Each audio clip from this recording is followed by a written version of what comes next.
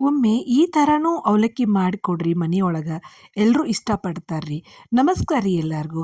ನಾ ಹಂಗೆ ಇನ್ಸ್ಟಾಗ್ರಾಮಲ್ಲಿ ಸ್ಕ್ರೋಲ್ ಮಾಡಕತ್ತಿದ್ನಿ ರೀ, ಏನೋ ಅವಲಕ್ಕಿ ರೆಸಿಪಿ ಅಲ್ಲಪ್ಪ ಇದೇನು ಸ್ಪೆಷಲ್ಲು ಅಂತ ನೋಡಿದೆ ರೀ. ಅವಾಗ ನನಗೇನೋ ರೆಸಿಪಿ ಇಷ್ಟ ಆತ್ರಿ, ನಾನು ಟ್ರೈ ಮಾಡಿದ್ನಿ. ಮನೆಯೊಳಗೆ ಎಲ್ಲರೂ ಇಷ್ಟಪಟ್ಟಾರ್ರಿ. ಸೊ ಇವತ್ತು ನಾ ಈ ರೆಸಿಪಿ ನಿಮ್ಮ ಜೊತೆ ಶೇರ್ ಮಾಡ್ತೀನಿ ರೀ. ಮೊದಲ ಏನು ಮಾಡಿರಿ ಅಂತಂದ್ರೆ, ಉಳ್ಳಾಗಡ್ಡಿ ತಗೋರಿ, ಸಣ್ಣಗೆ ಹೆಚ್ಕೋರಿ, ಕೊತ್ತಂಬರಿ ತಗೋರಿ, ಸಣ್ಣಗೆ ಹೆಚ್ಕೋರಿ, ಮೆಣಸಿನ್ಕಾಯಿ ಹೆಚ್ಕೋರಿ, ಟೊಮೆಟೊ ತಗೋರಿ, ಇವನ್ನೆಲ್ಲರೂ ಸಣ್ಣಗೆ ಹೆಚ್ಕೊಂಡು ಇಟ್ಕೋರಿ.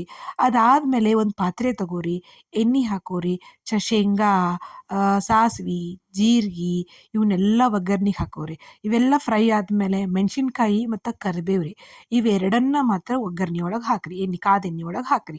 ಅದಾದ್ಮೇಲೆ ಅವು ಫ್ರೈ ಆದವು ಅಂತಂದ್ರೆ ಅರ್ಶಿಣ ಪುಡಿ ಹಾಕ್ರಿ. ಸೊ ಇದನ್ನು ಚೆಂದಾಗಿ ಮಿಕ್ಸ್ ಮಾಡ್ಕೋರಿ.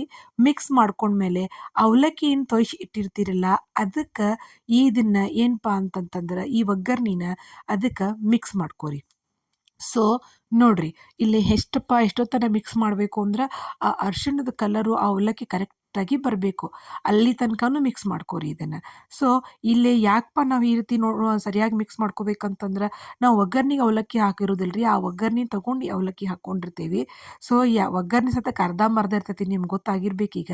ಸೊ ನೆಕ್ಸ್ಟ್ ಸ್ವಲ್ಪ ಟೇಸ್ಟ್ ನೋಡ್ಕೊಂಡು ಉಪ್ಪು ಹಾಕೋರಿ. ನೀವು ಒಗ್ಗರ್ಣೆ ಒಳಗೂ ಉಪ್ಪು ಹಾಕೋಬೋದು ರೀ, ಏನೂ ಪ್ರಾಬ್ಲಮ್ ಇಲ್ಲ.